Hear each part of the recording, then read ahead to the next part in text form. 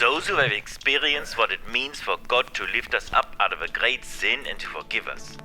Those to whom God has in such an hour sent another brother or sister to whom we might then confess our sin. That person will surely lose all inclination to judge or to hold grudges and will instead want but one thing, to help bear the distress of others. Such a one can no longer hate sinful brothers and sisters, but will instead want only to love them all the more and to forgive them for everything. I'll echo Pastor Buzz's sentiment. Happy Mother's Day to the mothers out there. I was thinking about moms as I was working on this sermon this week, because I feel like we need to give mothers a special token of gratitude that 95% of the content of this sermon was already taught to us growing up by them. Right, we talked about that week one. Our moms are the ones who taught us to forgive. Many of us, our moms are the ones who taught us how to make things right. Our moms are the ones who taught us how to have that tough conversation of, I'm sorry, please forgive me. Our moms were the ones that instilled in us that rhythm that when you do something wrong, you got to go and fix it. I was thinking about my mom through that lens this week in this concept of making things right, because my mom was the one who first gave me a glimpse of how restitution is supposed to work when somebody messes you in a way that causes harm to you. And it happened when I was like 10 years old, and I was an avid baseball card collector. I know baseball cards have like come back with a vengeance, right? This was in the early days where we had like 3 baseball card stores here in Castro Valley. I'd ride my bike down to one of them. I'd pick up like a 1989 Topps pack, throw the gum in my mouth, and look for any valuable card. And one day, I found a very valuable card in one of the loose packs that I purchased. I think it was a Frank Thomas rookie card, valued at $16. Which is a lot in $1991, and even more in age $10. Like that was more money than I've ever seen in one place, just this card. And so I slid it into the little plastic sleeve, and I couldn't wait to share with my other collecting friends what I had found. And so I invited my friend Eric to come over. And Eric, if you're watching, I'm sorry that I'm about to tell the story. Eric came over, we were in my room, we had all our cards everywhere, we were looking through the binder, and I'm like, here it is, like a light beam came on it. Oh, the $16 card, the Holy Grail. We got to rejoice together. Yes, I wish I had one of those cards. I'm like, well, you don't, I do. But then when Eric left, I didn't have that card anymore. There's a big blank spot in my binder where Frank Thomas used to sit, like, gone. And so out of the depths of my soul, I cried out with the only word that could solve my dilemma. I cried out, Mom! And my mom, knowing that something grave had happened to her son, her only son, came into the room like, what happened? I'm like, Frank, he's gone. I pointed at the thing. And so she consoled me. And then she's pulled some sort of mom ninja move that moms have, where 20 minutes later there was a knock at our door. There were some phone calls behind the scenes with my mom and Eric's mom, evidently, because Eric was at the door, so was Frank Thomas, and so was his mom. She was the one holding Eric's ear. And he was escorted by his mom's 2 fingers into my entryway at our house. And he, with all the energy he could muster through tears, spit out the line that I'm sure was force-fed to him on the car ride to our house. I'm sorry. I stole this. Please forgive me. Here it is. I was oblivious to it. I'm like, okay, thanks. And I like walked away, and he just like crumples into a heap. I'm like, But I got a glimpse in that moment of how a human being is supposed to respond when they do something wrong and they need to make it right. And that's our title today, Making It Right. Because when you steal someone's baseball card, sometimes it's not enough to say, I'm sorry.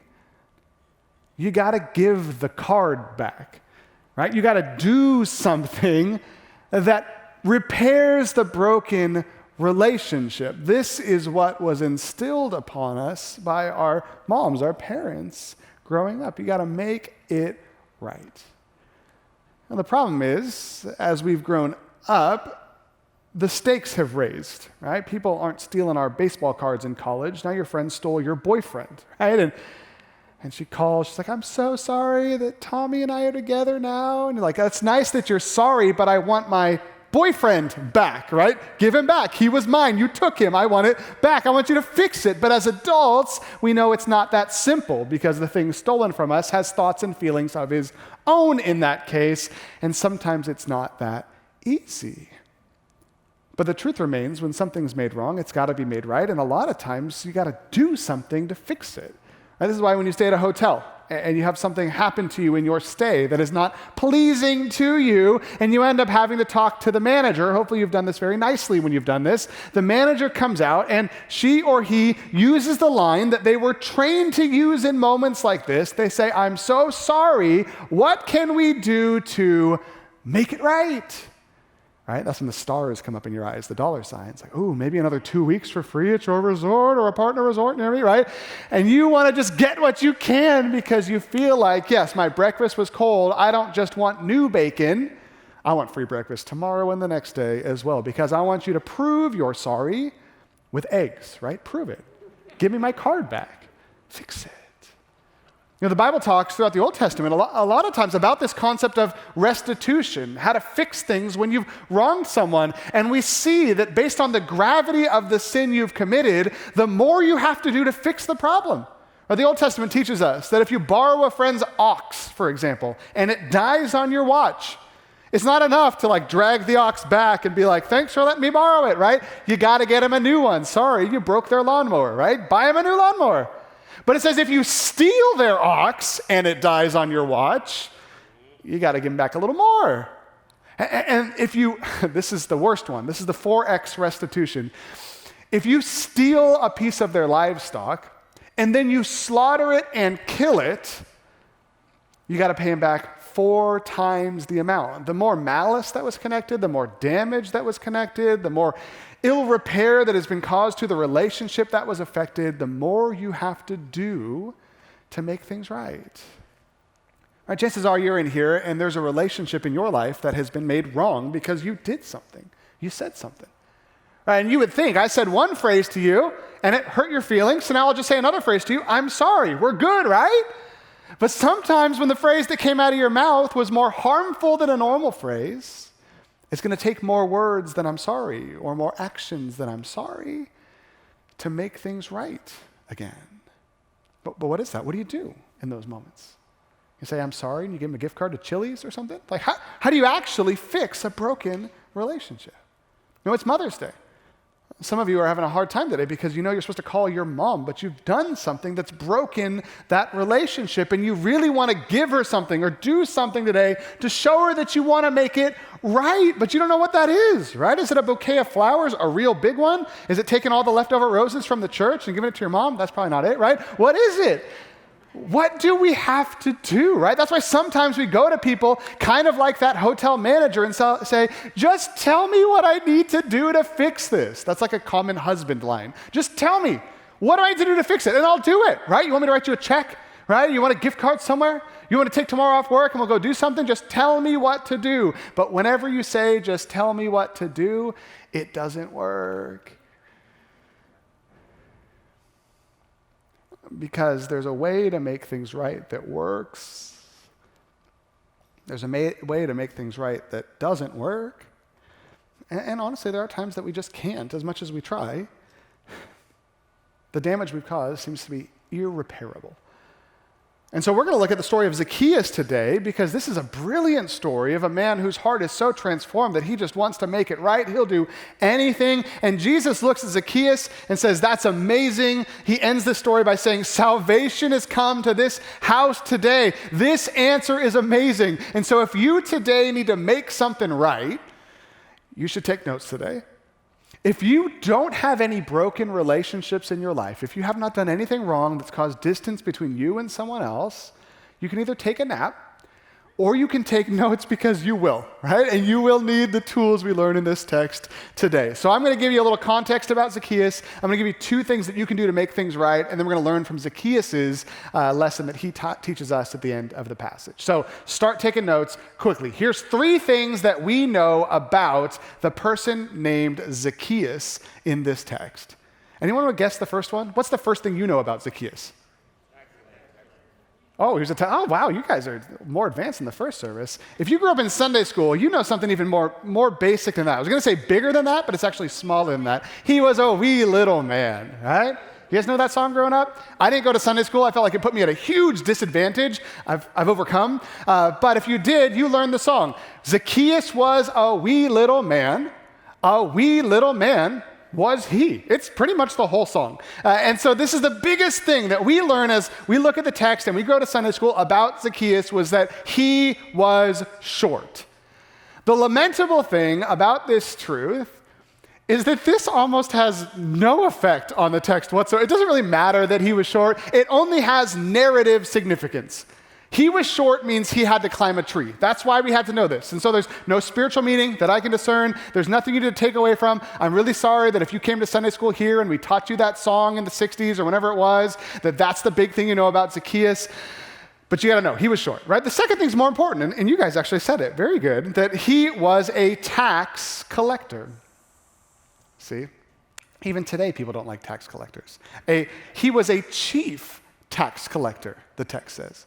Remember week 2 of this series? We talked about a parable of a man who had to settle accounts with a king, and we made the guess that most likely that was his job, a chief tax collector. These were the people who'd get hissed at like that in their day because chief tax collectors made their riches by taking advantage of their own people. Like these were Jewish folks who decided, I don't care if everyone hates me. I'm going to make a living taking as much money from my fellow Jewish folks as I possibly can. And so if he was a wealthy tax collector, that Luke says he was wealthy because he took that money out of the pocketbooks of everyone in his community, and he had amassed great wealth for himself. This concept that he was a tax collector actually does have significance. It has moral significance. Because as we read this text, we can't help but understand that Zaccheus was a sinner and everybody knew it. Everybody knew. Everybody was mad at Zaccheus. So that hissing sound somebody made up there, everybody was making the hissing sound. Nobody liked the tax collectors. And so this is the context that brings this man into this encounter with Jesus, was that he was someone who was outside of the community because the choices he'd made in his life about his vocation and how he'd make his money just wronged everybody. Everybody. You ever feel like everybody's mad at you? That was Zaccheus. Everybody was mad at him because of something he'd done wrong on purpose. This is a story about his restoration, but that's the beginning of the story. He was short. He was a tax collector. And then the other narrative that we learn from the song that doesn't seem to have significance, but I believe actually it may have the greatest significance to understanding this story, is that he climbed a sycamore tree. The text tells us it was a sycamore-fig tree, a sycamore fig tree. Why is this significant? This is significant for a couple of reasons. Number one, have you ever heard the prodigal son story? The pastor who teaches it always talks about the fact that at the end when the father is running, it's scandalous because adult men did not run in Jesus' day. It's like, whoa, look at him. He's running after his son. He must be shamelessly in love with his son. That's true. Another thing that adult men did not do in the day of Jesus was climb trees, right? Much like this day, right?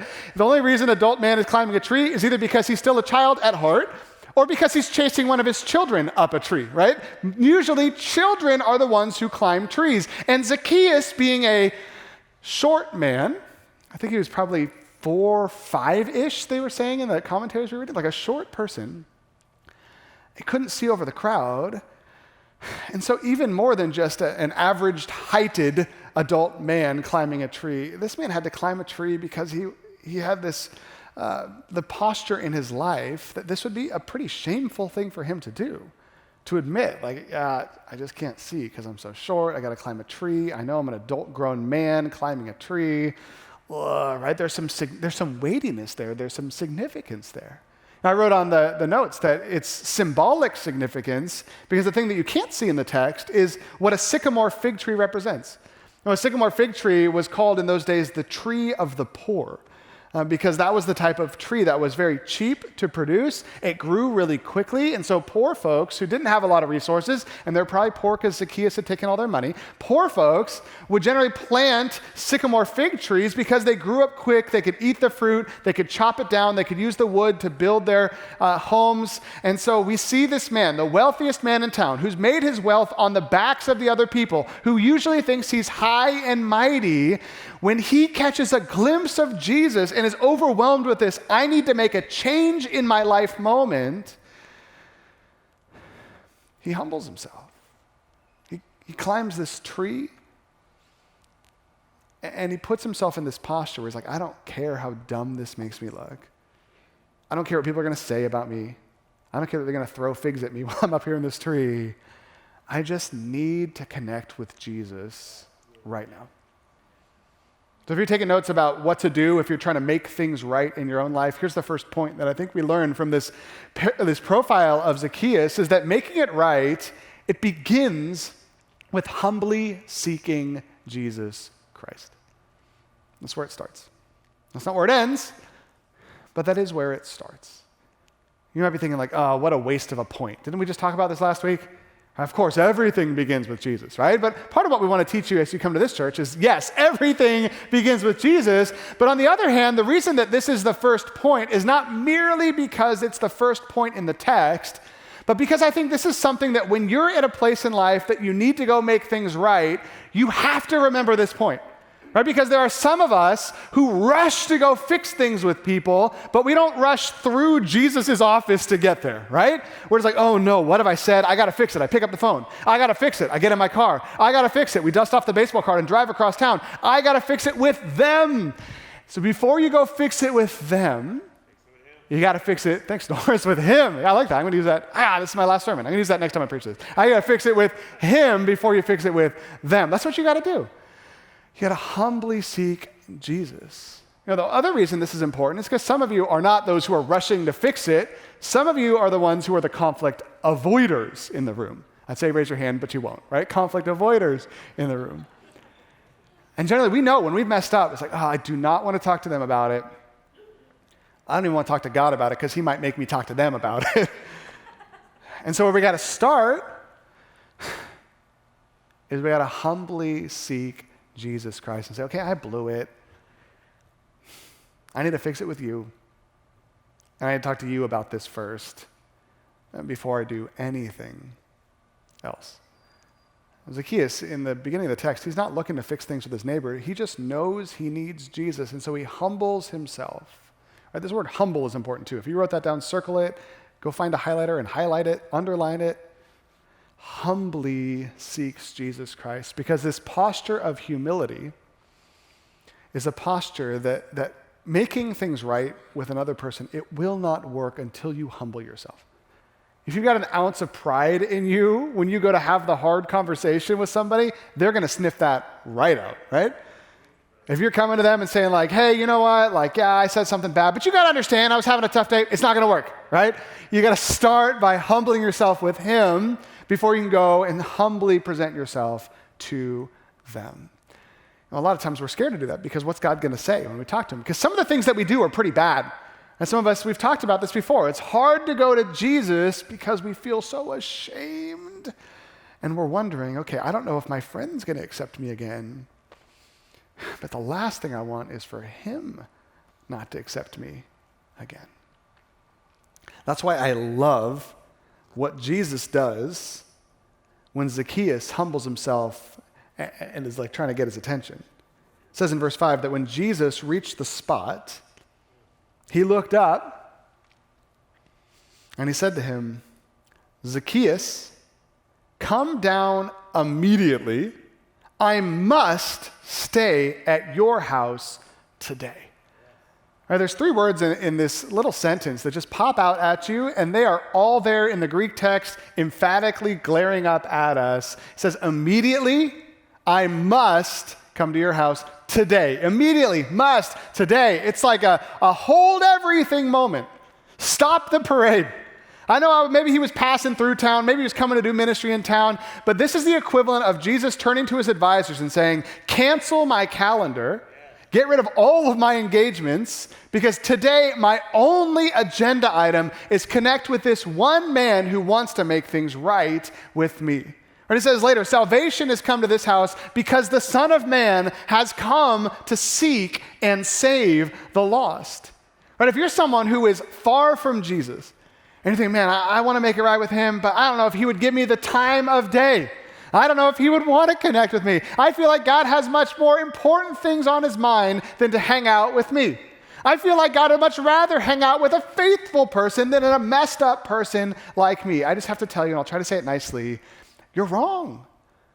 Jesus says, my whole mission is to find people who are wrong with God and make them right with God again.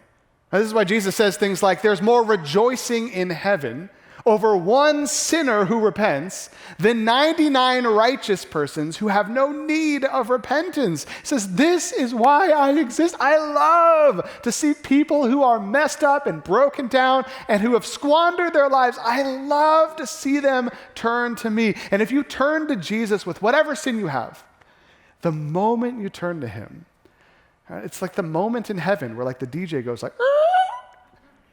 and everyone's like, that guy, let's go to that guy. That girl, let's go to that girl. Let's fix this right now. Immediately, I must stay at your house today. I'm coming over. When we talk about shameful things in this text, climbing a tree is a shameful act. You know what else is a shameful act in the first century? Inviting yourself over to somebody else's house for dinner.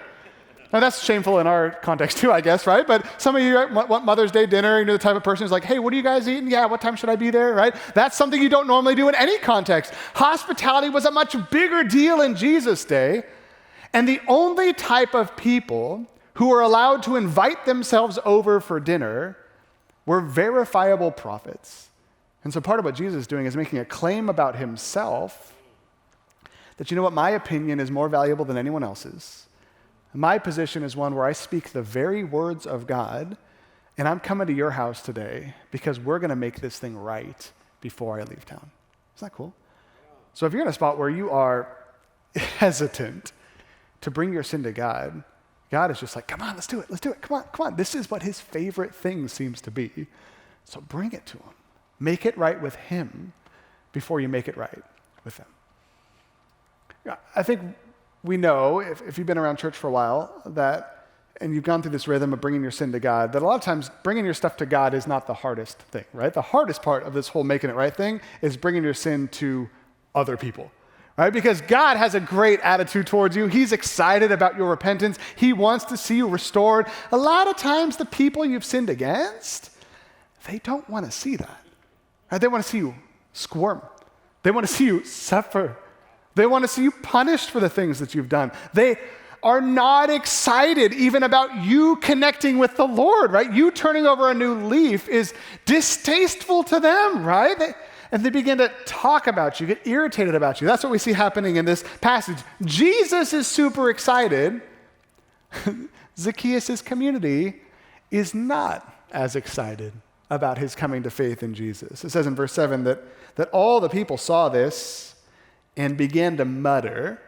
This is the word that's used in the Greek translation of the Old Testament, where the Israelites would mumble and grumble in the wilderness. They began to mutter, he's gone to be the guest of a sinner. Ugh. Jesus. Doesn't he know who Zaccheus is? This guy's acting like a prophet. If he's a prophet, he would know that this guy has stolen our money. He would know that this guy is the guy we all hate in town. He would know that this guy isn't worth restoring. He would know that his house is one you should not step foot into.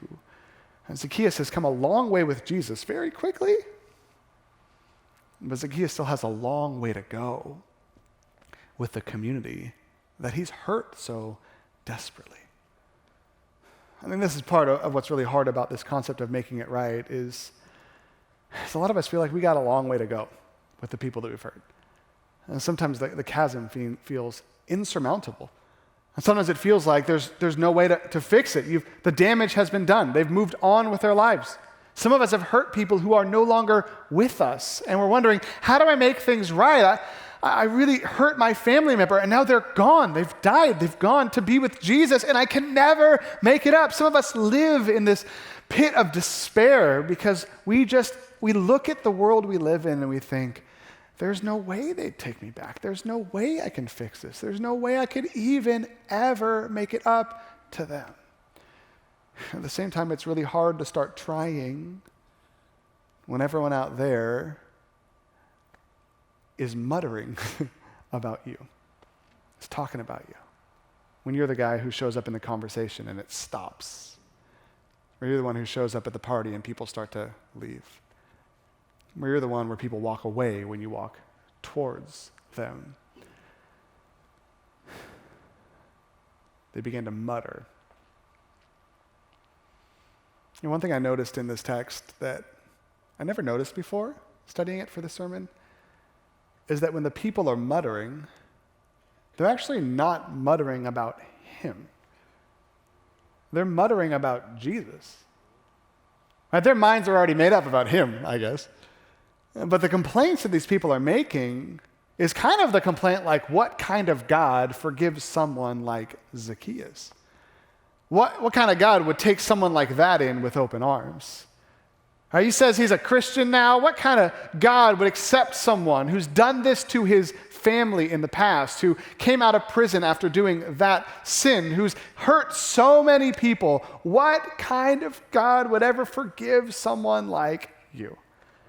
Now, this is one of the reasons that a lot of us don't want to go make amends because we're scared it's going to give Jesus a bad reputation or something.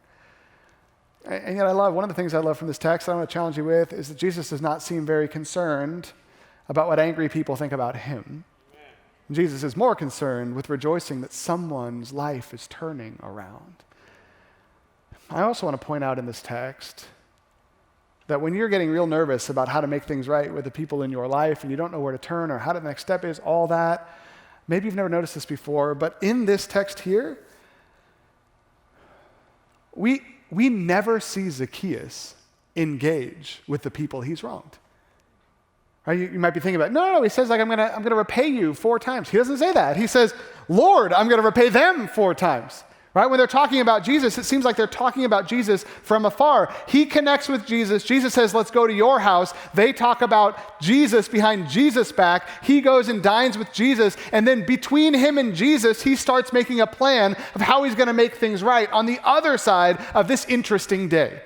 All of Zaccheus' work in this amazing passage on restitution is work that he's doing between him and Jesus, which brings us to our second point. The first one was making things right with Jesus. The second point is this: your plans to make things right must come out of your humble conversations with Jesus Christ. That's what Zaccheus is doing. Right? So this is not just a couple check boxes, right? Like, okay, I'm going to go pray. God's going to forgive me. I'm good with him. Okay, God, now I'm going to go talk to my friends. That's not how it works, right? Some of us are like chomping at the bit to go fix things with people. Your job is not to go fix things with people. Your first step is to connect with Jesus, and your second step is to connect with Jesus about what you should do to connect with people. And there's a difference. Because a lot of times what Jesus calls you to do is not what you would naturally think you ought to do. I've had people in my own life call me out on stuff and say, hey, how come you didn't do this? How come you didn't do that? I would have wanted you to do that. And all I can say is I've been really seeking the Lord about this, and I don't feel like that's what he wants me to do as my next step. And I don't feel like I'm skirting away from what I should do. I just feel like this is what God is calling me to do. Right? Sometimes God's going to calm you down and say, hey, I know you want to go chase down your wife and get her back after you've done all this blah, blah, blah, blah, blah, but maybe you should give it some time, God might say. Maybe you should pray more before you start running and knocking down her door today, right? Maybe God's going to say, get off your couch and go to your wife's house, right? Who knows what he's going to say? Maybe God's going to say, maybe you should talk to some other Christian people about this and get some wisdom. Right? What does James say? If anyone lacks wisdom, he should ask God, who gives generously to all without finding fault, and it will be given to him. Maybe that conversation with the Lord is, God, I really want to fix things with my parents, but I have no idea how. God, will you show me what the next step I need to make today is? And sometimes you're going to walk out of that conversation with the Lord, and he's going to say, pick up the phone. Sometimes God's going to say, you know what? You just got to stop reaching out. Just stop. Calm down. Talk to me about this now. Talk to them later. Sometimes God's going to give you some out-of-the-box thing to do. But your plans for making things right, they have to come out of the humble conversations you're having with Jesus Christ. God and Zaccheus have this conversation, and Zaccheus comes out with this bold claim of what his plan's going to be, one that I'm guessing can only come out of a conversation with the Lord. It's very bold, and so I don't think that God is calling you to do exactly what Zaccheus did. But I want to take a glimpse at the conversation that Zaccheus had with the Lord and glean some of the principles about what God is teaching us about how to make restitution, how to make things right. And it all comes out of this claim that Zaccheus makes before Jesus in verse 8. It says, Zaccheus stood up, probably as a response to the muttering in his community. Zaccheus stood up and he said to the Lord, and he says it again, "Look, Lord, here and now I give half my possessions to the poor. And if I've cheated anybody out of anything, I will pay him back 4 times the amount." I think we can learn 3 things about making it right from Zaccheus' bold claim here. The first thing that we see in the Zaccheus story is that his response is sacrificial. Sacrificial. I mean, here and now, I give half my possessions to the poor. That's a sacrifice. Imagine, I don't know what you own, rack it up in your mind. What's the net worth of all the stuff that you own? All your property, your cars, if you own a house, whatever. Take that big number or small number, whatever it is, chop it in half, and imagine writing a check to the charity of your choice for that amount today. Right? That's a lot of money, a lot percentage-wise of your money. Half your possessions, it's sacrificial. And if he's doing that plus saying, hey, and if I've made any of my wealth through ill-gotten gain, I will repay 4x what I've taken advantage of. It's like even if 10 to 15% of his money was taken improperly, this claim is going to totally bankrupt the guy. Or he's going to have to liquidate everything, sell off half of his stuff, give the money to the poor, and then just start sending out checks for the rest of his life until he's broke and bankrupt. He is so transformed that his response is sacrificial. I think it's important for us to understand because a lot of times we want to make things right in a way that doesn't hurt us at all. And I can't imagine a scenario where if you've truly wronged someone, that making things right is not going to hurt a little bit. Right? Thinking, man, I've been such a terrible son. I just did not live up to the life that I should have for my mom. I've given her so much grief. I'm going to give her an extra $20 in her Mother's Day card this year. Right? It's like, no, that's not what you should do, right? Like, oh, maybe I should give her $50. Like, no, you're on the wrong path. Right? Go talk to Jesus about what you should do, right? But at the very least, if it doesn't hurt, if it's easy, if you could write a check and mail it and hope it works, that's probably not the type of sacrifice that God is calling you to make. Right? At the same time, the principle is not, listen, just go give a bunch of money and you'll solve it, right? Part of it's this idea of like the punishment must fit the crime, right? He took a bunch of money. Now he's going to give back a bunch of money. He's going to sacrifice. Some of you are in trouble because you took a bunch of time from someone. And you weren't there for your kids when they were growing up. They never saw their mom or they never saw their dad. And you stole so much time. You can't give back time by giving them money. You got to figure out how to sacrifice your time to build a relationship because the punishment, the restitution, a lot of times has to fit the crime that you've committed. It takes time to earn back time. It takes money to give back money. But I would guess that most of us who are in hot water with someone, it's not because we took money from them.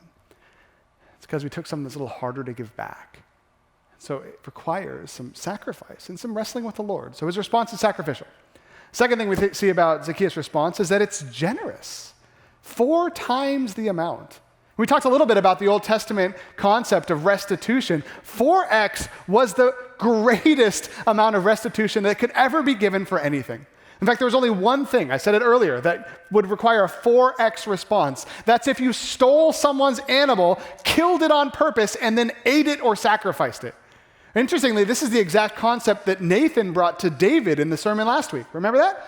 Nathan comes to David. He tells him this great story about a man who steals the one and only sheep from his neighbor, slaughters it, and feeds it to his sheep. He's trying to give David a picture that you've done the most heinous thing imaginable. This is something that requires 4x restitution. Zaccheus is saying, what I've done is so heinous in my eyes. I just want to be so generous to pay it back. It's sacrificial, but it's also generous. And they're kind of the opposite.